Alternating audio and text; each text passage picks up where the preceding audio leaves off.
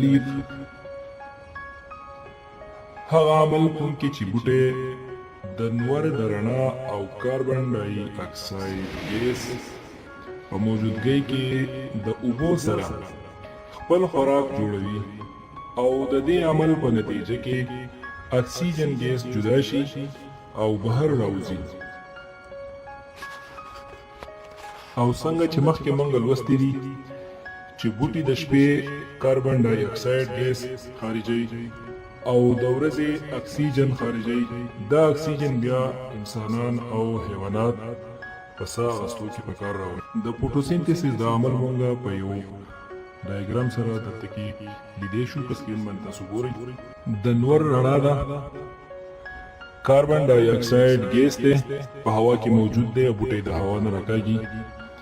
بیا په بوټي کې کلوروفیل موجود دی او د زیلو په ذریعه باندې د ځمکې نه اوبه راکاږي او د دې کیمیکل ریاکشن یعنی کیمیایي عمل په نتیجه کې اکسیجن ګیس بهر ته راوځي.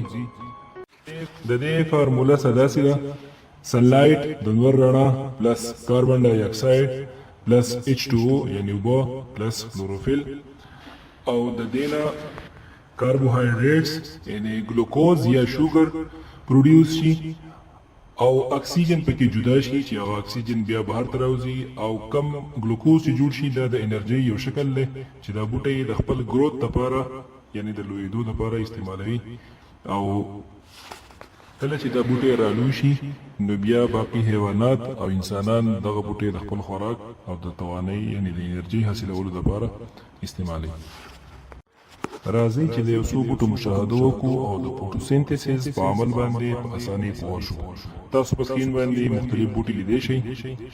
پاڼو په ذریعه باندې د هوا نه کاربن ډای اکساید راکاږي او دغه شانتې د نور رڼا موجود ده، تاسو لیدی شئ. د نور د رڼا نه دی انرژي اخلي او په هغې باندې د کاربن ډای اکساید او د اوبو سره کیمیکل ریاکشن کوي او دغه شانتې خپل خوراک تیاری.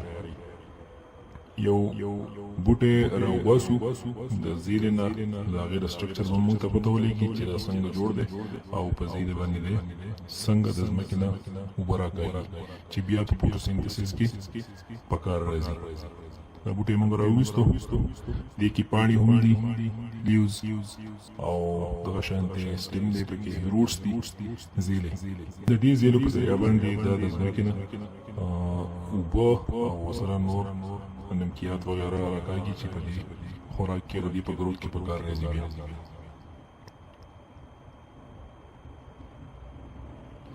دغه شانتې د دې سره اوبه هم دغه شان تاسو په سکرین باندې لیدی شئ. دا اوبه په ځمکه کې دننه موجود وي او بوټی د زیرو په ذریعه باندې ځان ته راکاږي او په خپل خوراک